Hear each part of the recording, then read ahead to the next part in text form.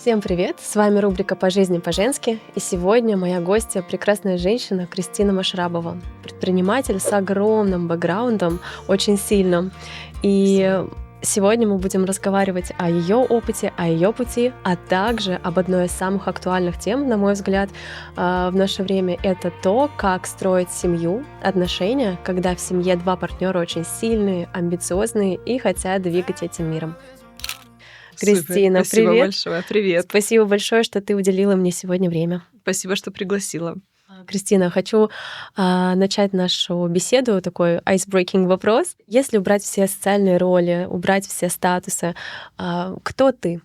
Я просто девушка, женщина, которая сейчас максимально кайфует от жизни и идет к своим целям, несмотря на все быстро меняющиеся условия нашего мира. Мама, жена и предприниматель. Сейчас я наконец-то в Америке на 6-й год эмиграции вышла в какое-то очень классное состояние после того, как у меня был там провал в бизнесе и выстроен теперь новый бизнес. И вот я прям в кайфе.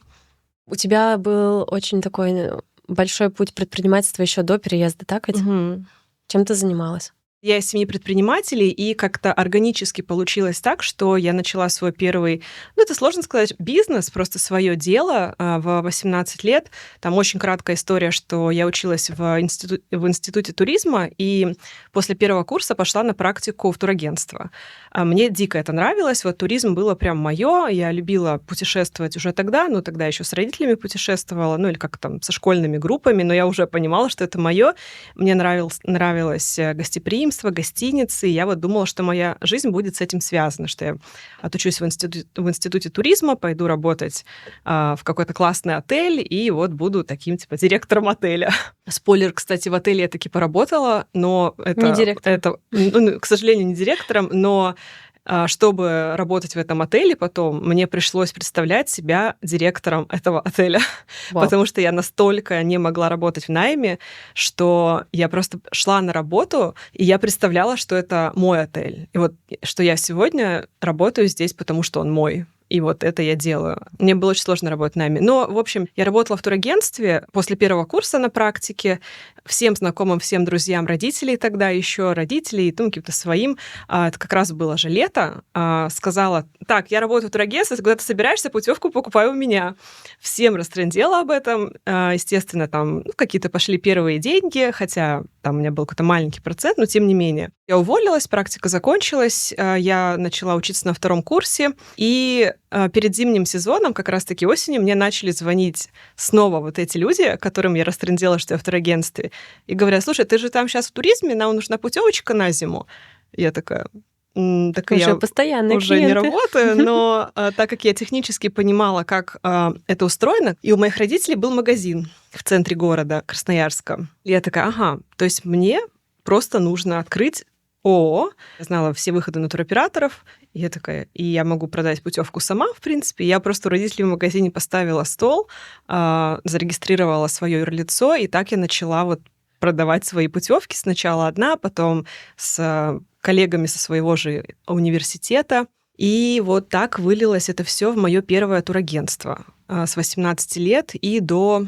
Очень долго я работала в туризме, потом суммарно, мне кажется, лет 15. Вау. Я была в туризме, и я себя ассоциирую до сих пор, какая у меня профессия. Я такая, я в туризме, у меня образование в туризме, я вся из гостеприимства, путешествий, и вот этого состою. Как-то так до сих пор я думаю. Потом мы открыли первую в городе мобильную кофейню. Тоже это было очень круто. Тогда, я не помню, какой это был год, 2010, наверное. Помнишь, начали появляться вот эти машинки с кофе? Да. И так как город провинциальный, Красноярск, мы были первые.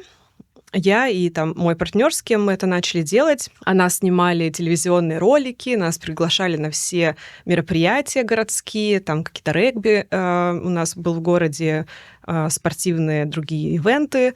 Ну, было очень круто. И я как бы всегда в этом жила, чтобы у меня было что-то свое, какой-то свой движ. Так начался мой путь. То есть люди, которые думают, что куда бы мне пойти, в найм или все таки свое? У тебя вообще сразу было такое понимание: мне нужно свое. И даже если ты шла Да. в найм, ты представляла, как будто это твое. Я про найм вообще не думала. То есть, честно говоря, я всегда была очень какая-то активная и всегда из-за там бизнеса родителей, ну, то есть всегда искала какую-то возможность. И вот с турагентством так и получилось, что я просто увидела эту возможность для себя. Я же смогу совмещать учебу и работу. Ну, конечно, смогу на втором курсе, подумала я. Ну, было тяжело, на самом деле, училась на очном и параллельно как бы Строила держала бизнес. свое турагентство, да. Мгм. Я просто не совсем относилась к этому как к бизнесу. Возможно, мне это помогало, потому что на первоначальных этапах, ну, то есть откровенно я не платила аренду родителям, да, то есть мне, ну, у меня не было затрат. Потом я Мгм. уже сняла свой офис, потом, когда там через, наверное, 2 года это как-то стало превращаться во что-то более серьезное, но я была молодая, и я все деньги тратила на путешествия, и когда случился кризис вот в 2014-2015 году, я была в Лондоне, я точно помню этот момент, когда я провожу карту, но она не проходит. Я такая, так, куда деньги-то делись? И захожу в свой онлайн-банк, и я вижу, что мне считают по курсу в 2 раза больше. То есть я путешествовала, не накапливала деньги, не интересовалась особо внешнеполитическими событиями. Для меня был полный шок, что доллар стоил 30, там, 2, и в какой-то день он стал стоить 60. Да. И я такая, как так? Что происходит вообще? Вот этот первый опыт, он не сказать, что прям какой-то очень бизнесовый, то есть я не думала о том, что мне нужно купить офис, что мне нужно накопить. Я этому, кстати, очень сейчас рада, потому что я была молодая, с 18 до, там, грубо говоря, 23 лет, вот эти 5 лет, было очень классно иметь такой свое дело, которое меня обеспечивало и помогало мне путешествовать. Я бы сильно больше грустила, если бы, ну, если бы у меня не было опыта путешествий за это время, но там, например, был бы какой-нибудь Мерседес. Я бы его продала, у меня не было никаких воспоминаний. Если бы сейчас вернуться обратно, что бы ты выбрала? Также путешествовать или все таки откладывать? Путешествовать Да. 100%. 100%. Особенно вот в этом возрасте, когда у меня не было обязательств особых, ну, 100%. Потому что в итоге, ну, вот эта мобильная кофейня, она была тоже успешная, я ее продала. Мгм. Потому что в какой-то момент я поняла, что я уезжаю из Красноярска, ну, то есть если бы я выбрала копить деньги, иметь какие-то... У меня было бы больше обязательств, и я, возможно, бы осталась в Красноярске, и я не знаю, как сложилась бы тогда вообще моя жизнь. А воспоминания и опыт — это то, что ты всегда можешь с собой забрать. Да. А какую-то там условную машину или квартиру, ну, скорее всего, бы я бы просто продала, ну и уехала бы там в Москву, в Питер не с 15 тысячами в кармане, как там я уехала в реальности, а ну, какие-то большие деньги были бы на старте. Но, по сути, это бы вряд ли бы мне помогло так, как опыт. В том же Питере, куда я потом переехала, когда я устраивалась в турагентство, в другое, там, в туроператорскую компанию на старшего менеджера, мне как раз-таки очень тоже помогло, что я уже везде была, уже все знаю, всю эту кухню изнутри знаю, по-английски говорю.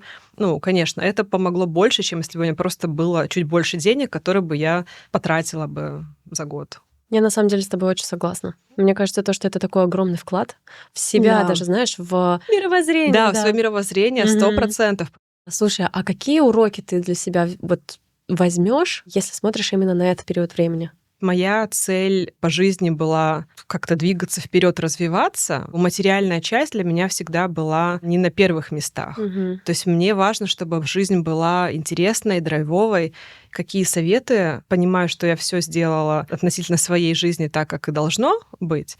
Ну, все таки, наверное, не иметь долгов, потому что вот были у меня какие-то кредитные обязательства, которые мне потом сложно было выплачивать в худшие года. Мне с Мгм. ними тяжело жилось.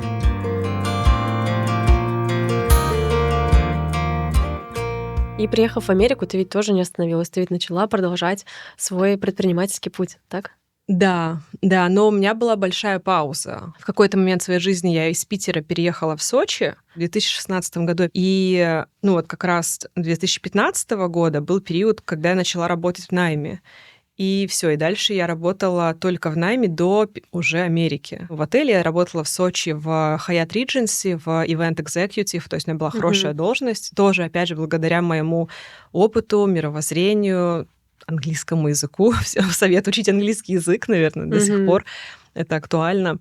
Но мне было все равно очень тяжело работать в найме, и я была в небольшой такой ловушке. Мы на тот момент уже познакомились с моим будущим мужем, и мы знали, что мы будем переезжать в Америку.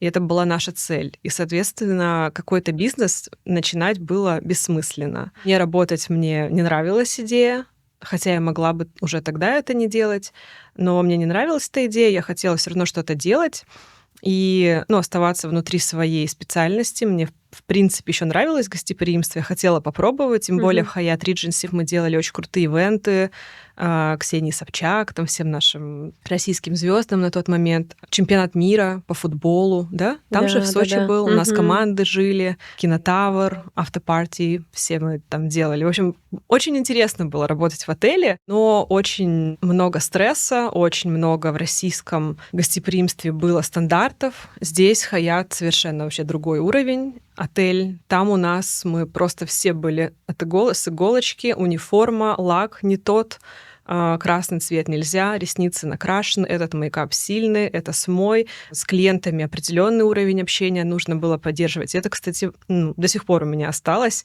Это хорошо или плохо, как ты считаешь? Я считаю, что это хорошо. Но, то есть вот сейчас у меня уже такой более творческий, бизнес, но я все равно со своими клиентами, как и провожу ивенты, у меня все вот прям четко, структурно, да. И я думаю, это мне позволяет так легко работать с корпоратами. Какая-то эта этика. Опять же, не будь у меня этого опыта, я бы не знала, наверное, как это делается, но хорошо, что я тогда работала в отеле, потому что кто знал, что потом в Америке у меня будет арт-бизнес, на который я буду... То есть мои основные клиенты, корпоративные клиенты. То есть ты, можно сказать, те стандарты сейчас сюда можешь применять. Да, я сейчас сюда применяю эти стандарты, которые просто уже в меня зашили. Стандарты — это очень круто. Вот отельные стандарты потом могут пригодиться. Хотя я ненавидела эту работу. То есть я ее любила в какие-то моменты, но и ненавидела. Я вставала утром, и я просто не могла туда иногда идти. Потому что найм? Потому что найм. Вот я просто не могу, я тупею в найме. Я сижу на компьютере, работаю, и моя директор подходит сзади, знаешь, и вот надо мной вот так встает. Тебя просто бесит этот контроль, Меня просто наверное, это бесит, да. И в эти моменты я, начинаю робеть, я замираю в этой ситуации. Мне не нравилось такое. У тебя просто Мне нужна была свобода, да. Да. Опыт, который тебе четко давал понять: Кристина, найм не твое. То есть вот после этого опыта в Хаяте я все поняла. Если жизнь сложится так, что я могу делать что-то свое, я буду всегда делать только что-то свое. Блогером стану, я не знаю, что угодно там, инфлюенсером, но я не пойду работать в Хаят или в какую-то другую корпорацию.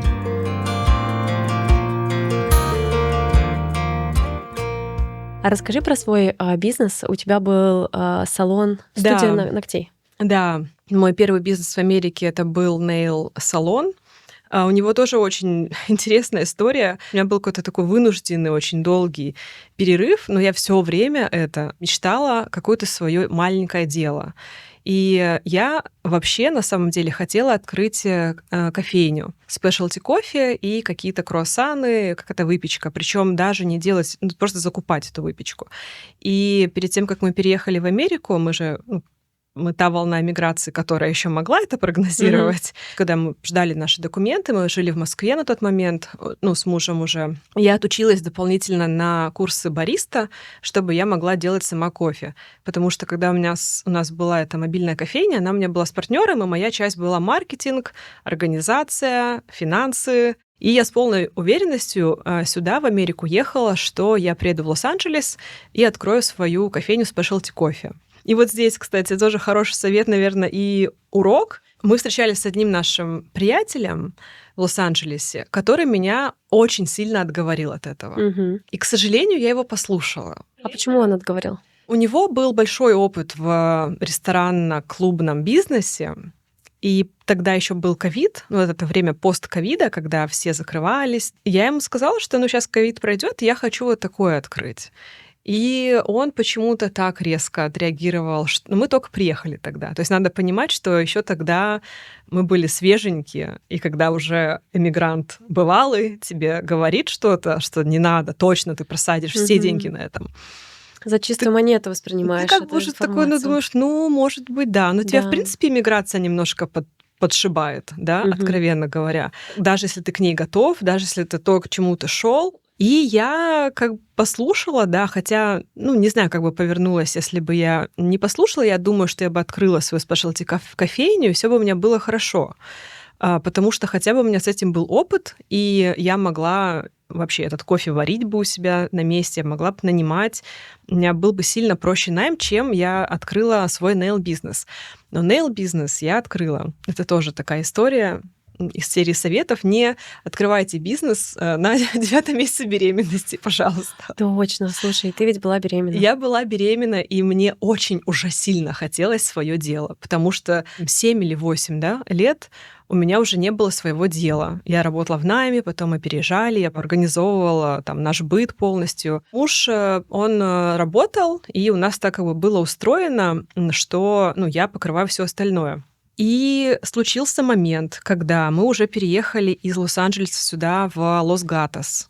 Тихий городочек. Я беременна, у меня как-то очень сильно сузился круг общения после Лос-Анджелеса. И нам пришла грин-карта.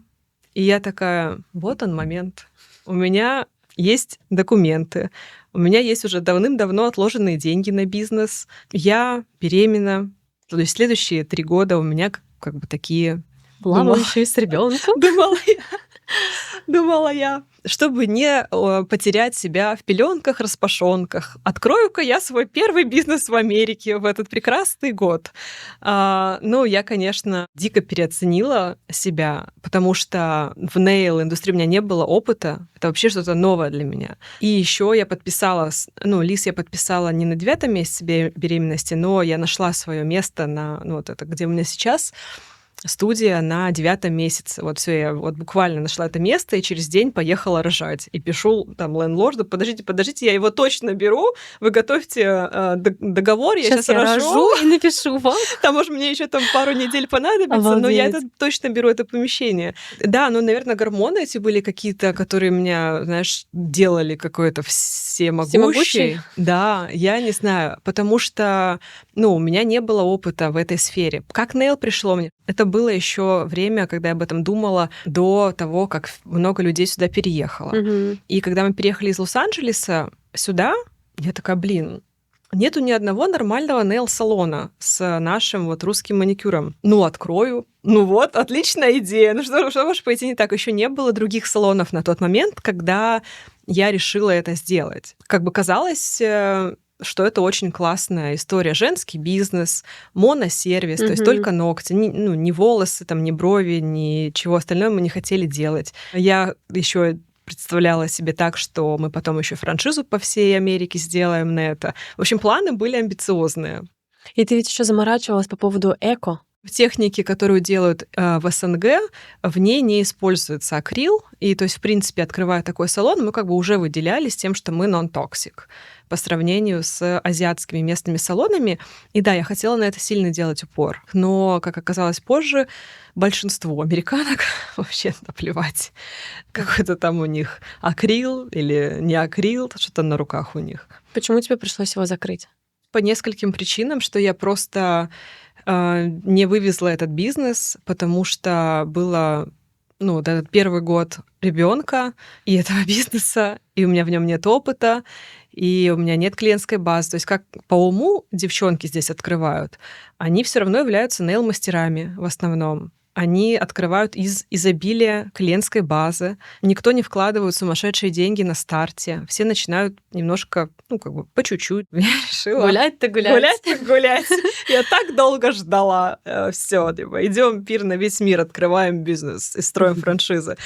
Я вложилась очень много в мебель, в материалы, в помещение само по себе. Мне нужно было на старте, меня никто не знал особо. То есть у меня не было клиентской базы, мне нужно было прям с нуля.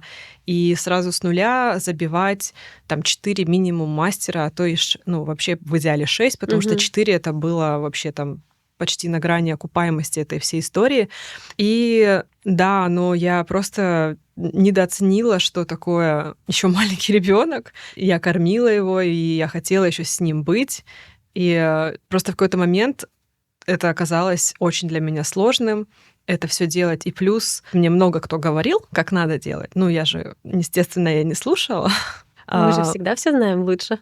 Да, мне какие-то вещи виделись по-другому, возможно, из-за затуманенного мозга, реально. К моменту, когда я поняла, как надо, я уже просто выгорела, я потратила кучу денег. И ключевой точкой моего понимания в пользу того, что я его закрываю, было то, что я поняла вообще, где у меня находится кайф от бизнеса. Потому что кайфа я не получала вообще. Я получала только головняк, постоянный выбор между ребенком и работой.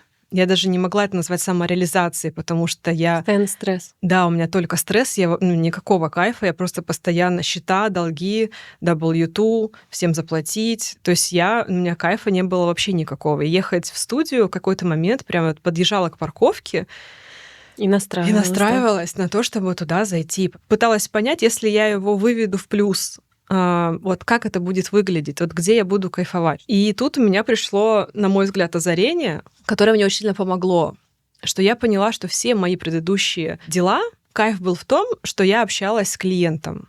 И я понимаю, что я в этом nail вообще не с клиентом.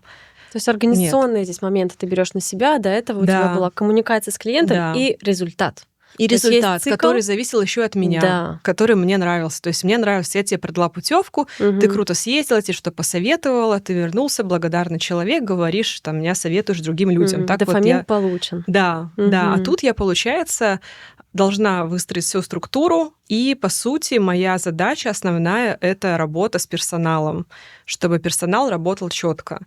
И я поняла, что мне с персоналом работать вообще никогда не интересно было. Я никогда не любила вот это выстраивать, вот эту историю подчинения там какого-то, знаешь, там правил.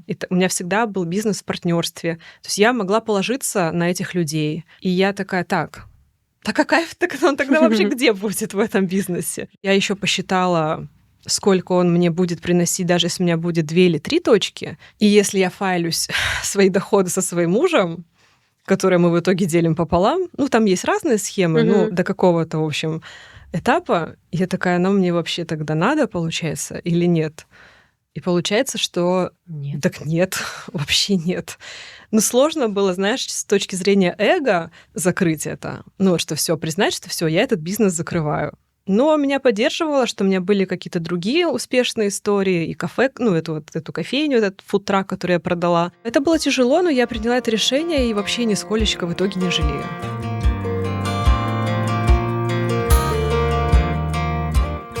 То есть ты закрыла, получается, бизнес, но помещение осталось за тобой. Помещение осталось за мной. С помещением интересная история. Так как это был пост-ковид, мне удалось согласовать хорошую цену. Потому что тогда лендлорды очень боялись неопределенности, все тогда съезжали.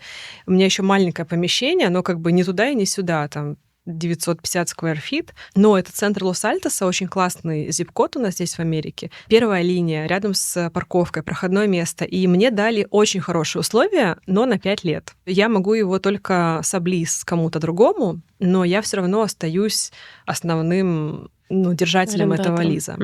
И во мне что-то свербило все равно. Я понимала, что это еще не все. У меня очень сильная потребность в каком-то своем малом деле, но я вообще не понимала, что делать. И плюс у меня все равно был какой-то, знаешь, какое-то состояние подбитого котенка неприятное, в котором я какое-то время жила.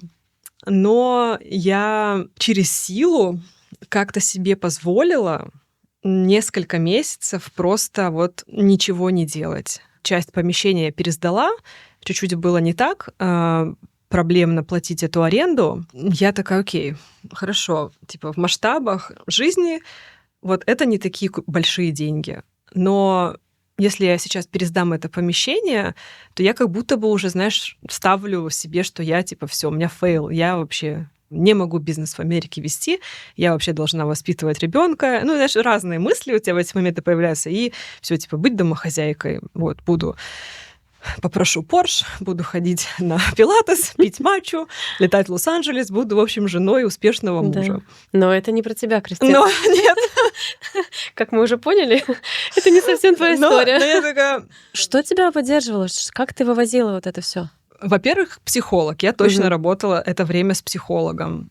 Я очень сильно соединяла вот это вот, знаешь, типа неуспешный бизнес равно неуспешная я. Вот у меня Даже такое несмотря было. на то, что у тебя огромное количество успешных примеров Это в все прошлом. обесценивается сразу же. Да. Это просто все такое. И что? И мне казалось, что вот весь путь, который я сделала до этого, он То есть ты какой-то такая мелкий. перечеркнула его, да? Да, Мгм. да. И я такая, ну и вообще, куда я лезу? Еще и здесь решила, еще вообще, на что я рассчитывала? Ну, типа, я полный лох. Знаешь, ну, вот так вот у меня было, но мы работали с тем, чтобы эти установки вообще убирать. Это было прям тяжело в тот момент, но это поддерживало. Ну, муж, конечно, тоже, знаешь, в этом пути, конечно, он меня поддерживает на всем моем этом пути, но он никак не влияет на мои решения. То есть, если откровенно говоря, он скорее был бы за то, чтобы я вот Мгм. это все закрыла, забыла и ходила бы на свой пилатес. Но он как бы окей с моей версией меня, которая еще хочет что-то попытаться.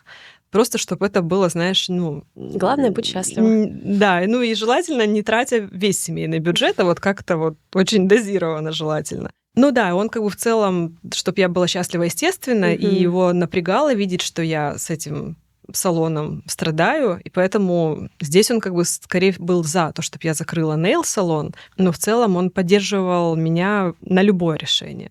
И как в итоге появилась студия арт, которая у тебя сейчас есть? Арт-студия появилась, естественно, случайно, как и много, как и многое бывает. Любой мог это открыть, да, Кристина? Конечно, нет. Получилось так, что, я вот откровенно не знала, что делать с этим Мгм. помещением, думала его пересдавать. Потом моя подруга начала мне скидывать, что у нее там другая знакомая, тоже в Америке, в другом городе, проводит там арт-мастер-классы. Там они рисуют картины, потом они там другой день делают свечи. В этой же студии у нее фотозона, то есть у нее там такое побольше помещение, чем у меня, но очень разнонаправленное. И она мне скидывает это как бы как идеи какие-то. Я такая, какой-то арт. Я вообще там, у меня руки не с того места растут. Какую я буду картину какую-то рисовать, с кем, непонятно. Кого-то нанимать. У меня аллергия была уже на то, чтобы кого-то нанимать. То есть она что-то присылает, такая вот классная идея, вот классная идея. Я, окей, интересно, молодец, девочка. Я не воспринимала как-то это всерьез. Потом мы были в Казахстане зимой какого-то там 2 года назад, получается. И было холодно, и я искала какие-то экспириенсы, что поделать. И там была студия, где можно было сделать свечу. Я такая, пойду сделаю свечу. Что мне еще как-то особо делать нечего. И я пришла в студию к этой девушке, а мы делали свечу и еще украшения мы делали. И мне так понравилось. И у нее была такая уютная студия. Вот эти свечи были, такое, знаешь, женское комьюнити было. Мы там всеми девчонками сидели, что такая зима, снежок, знаешь, какой-то дополнительный уют. Она нам вела этот класс. И тоже как бы видно, что она наслаждалась общением с девушками. Мы сделали что-то своими руками. В целом я кайфанула. Я до этого уже делала свечи дома, так как у меня был период, что я хотела окружать себя только нетоксичными вещами и все проверяла. Я тогда была, когда беременная, еще до того, как открыла нейл, я вот делала вот эти свечи дома. Просто с Амазона заказала себе там воск соевый, какие-то отдушки хорошие. Но когда это было в студии, это был совершенно другой опыт. И я такая, у меня же есть студия. Я, в принципе, вот это могу сделать как экспириенс. Так я буду тогда это делать.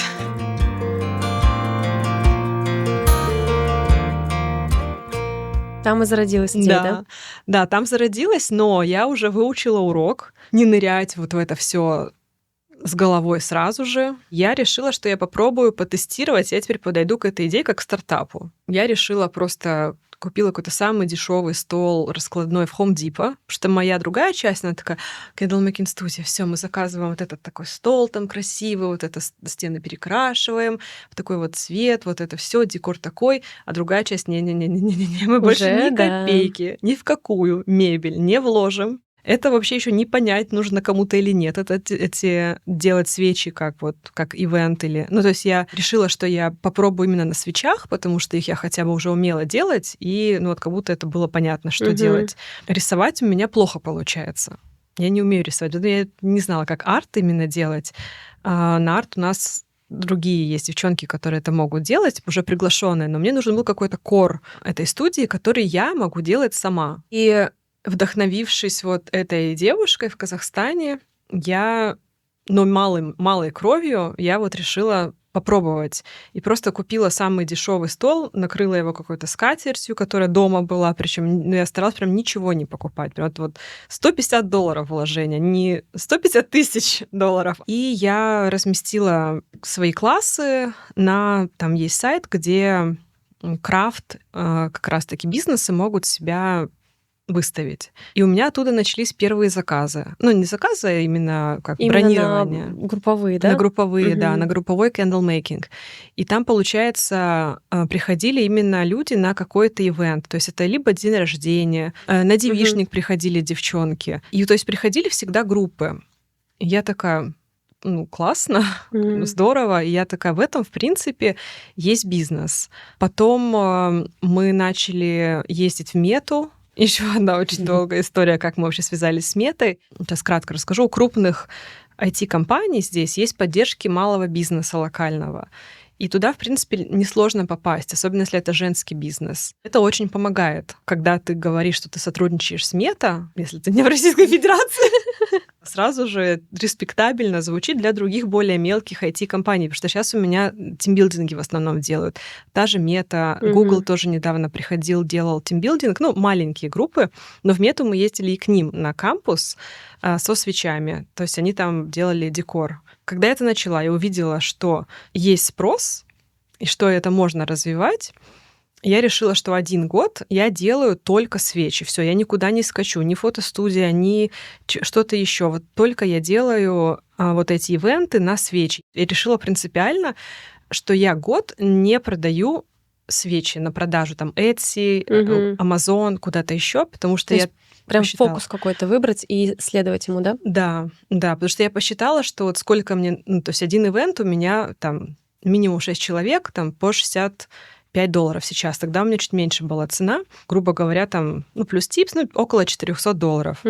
$400 за 1 ивент 2 часа. Вот сколько мне нужно продать свечей на Etsy, чтобы я заработала $400. Очень-очень много. Я подумала, что я вот, ну, я как бы села, посчитала, такая, так, все, я свечи не продаю точно. Хотя у меня был соблазн, и казалось, ну, все говорят, что ты не ездишь на вот эти farmers market, да, на ярмарки со свечами. Вот классы такие красивые, вот вы делаете на классах, продавай. Я просто говорю, ну нет, это невыгодно, это мне нужно тратить выходной день, что-то собирать это все в машину, развозить, там сидеть самой. Кто-то в это время должен сидеть с моим ребенком, потом это собирать. Сколько я там продам? 30 свечей, ну, в общем, заработаю сколько? Мало. В общем, если я могу дать рекламу и продать именно это ивентом. Я нашла в этом деньги, в этом нашла удовольствие. И вот сейчас это то, чем я занимаюсь. И с этого момента, как я это решила только сфокусированно этим заниматься, вот прошел год. И ты наконец-то уже можешь общаться напрямую с людьми. То есть это прям твое, да? Да. То есть еще, когда я была в студии вот этой девушки в Казахстане, для меня это была первая вот галочка, что она же непосредственно с людьми общается, но при этом она и собственник бизнеса, и здесь как бы всем руководит, и понятно, какой есть, ну, рост в этом. Потому что мне важно, чтобы был какой-то рост. И я просто меня так кликнула, знаешь, что это бинго. Да. Бинго — это то, что мне надо. Так как, опять же, был опыт в ивентах, в этом хаяте моем пресловутом ненавистном, ну, то есть мне было легко, то есть мне легко вести эти группы. Та неделя была прям почти каждый день, а в воскресенье еще и 2 ивента было. Я, конечно, выдыхаюсь в такие моменты, и вот поэтому я сейчас начала заниматься наймом себе в помощь. Но это случилось вот только через год, очень аккуратненького такого потихонечку движения, и все до этого я все сама, все ивенты сама вела. И у тебя все равно также все материалы это экологически чистые. Да, у нас только премиум отдушки для свечей, у нас воск соевый органический из Америки, не китайский. И все материалы в студии, которые мы используем для свечеварения, почти все, 95%, это что-то либо reusable, либо из материалов натуральных, что мы потом выкидываем, ну, деревянные там какие-то это истории. Очень круто. Там пару моментов мы не нашли замены, например, пластиковые пипетки, которые нам нужны. Мы пытались использовать стеклянные, потом их разогревать заново в микроволновке, но это нереально. Это очень сложно, особенно когда на большой объем, там у тебя 10 человек, тебе это 10 пипеток, это потом ужасно мыть нереально. Поэтому вот. Мне кажется, я уже просто живу теперь с этой философией. У тебя уже такой лайфстайл, да. Я же там сама нахожусь, и я сама этим дышу. И у меня иначе бы просто очень болела голова, если бы я использовала какие-то там токсичные отдушки. У тебя очень интересный путь, Кристин, вообще такой жизненный опыт предпринимателя.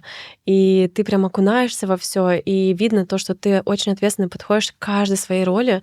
И как здорово, знаешь, то, что ты не идешь против себя, потому что ты прям понимаешь, нет, не мое. Да, вот это моя реальность, но как я могу сейчас сделать так, чтобы выжить в этой ситуации? Например, буду представлять себя директором отеля.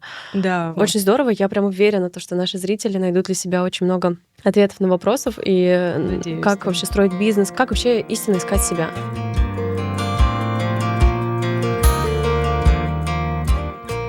Я вот хочу у тебя еще спросить. Ты, конечно же, говорила на протяжении нашего с тобой разговора о том, какие уроки ты берешь. А можешь сейчас дать советы, вот уже с высоты твоего опыта, предпринимателям, которые начинают сейчас?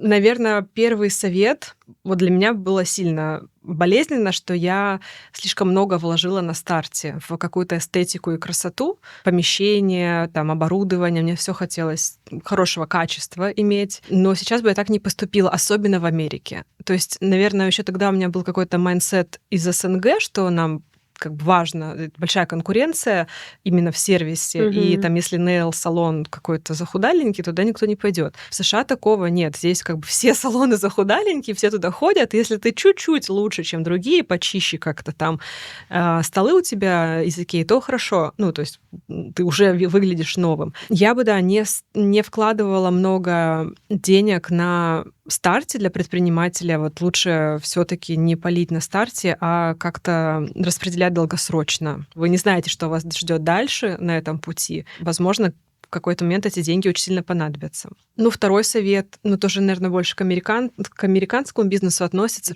Конечно, очень внимательным быть к документам и закону, потому что здесь это очень важно. Здесь еще и за какие-то налоговые преступления уголовная ответственность, просто чтобы люди знали. Наверное, на таких маленьких каких-то масштабах, конечно, нет, но это все очень серьезно, и неправильный документооборот может вылиться в какие-то большие проблемы потом, которые очень сложно решить, особенно если это новые иммигранты, 2-3 года в Америке, это все равно еще мало, еще не все знаешь, подводных камней очень много, и вот это все изучить прямо очень сильно заранее. Вот. Ну, а в целом, если такой какой-то не технический, а большой совет, то, да, мне кажется, человек, который встает на предпринимательский путь, у него, значит, уже что-то внутри есть, что его ведет. И вот просто это нужно как-то очень хорошо слушать и отделять от всего прочего. Что тогда, если бы я, например, не послушала, наоборот, того парня, а открыла бы спешлти кофе свой, я думаю, что у меня уже было бы классное, успешное кафе, может быть, уже бы и не одно, потому что там совсем бы по-другому выстроился бизнес. Я хочу закрыть этот гештальт когда-нибудь с этим кафе. Вот как будто бы да. И опять же, если в Америке очень важно иметь опыт в том, что вы открываете, если это какой-то такой малый бизнес, особенно где что-то делается руками, потому что ситуации разные, и сотрудники могут подвести, не прийти, нужно быть таким всезаменяемым. То есть если, опять же, в странах СНГ не такие большие зарплаты, то есть труд там не $18,5 в час, как у нас здесь минималка, ты можешь нанять и там кучу персонала и заменять его и так далее. Но в Америке совершенно по-другому, и тебе нужно, именно маленькому такому микробизнесу нужно быть готовым, встать за станок, условно говоря, какой бы у тебя там вот этот малый бизнес не был, на каких-то этапах, на первоначальных этапах. И вот то, что я сейчас сама делаю у себя в студии, и как бы уже обучаю людей из того, что я сама могу, мне это сильно помогает. Здорово. Спасибо тебе огромное за такую честную, интересную беседу, за твой богатый путь, бэкграунд. Это очень впечатляет, и интересно смотреть на то, как ты развивала бизнес сначала в России, потом переехала сюда, и как ты применяешь сейчас опыт свой российский на американский рынок. Это правда очень здорово. Да, я рада, что мой путь показался интересным. Надеюсь, тоже зрителям будет полезно что-то услышать для себя. Спасибо большое всем за то, что вы досмотрели до конца наше интервью с Кристиной. Будем рады вашим мнениям, комментариям. Спасибо. Ставьте лайки, шеры, репосты. Спасибо. Спасибо.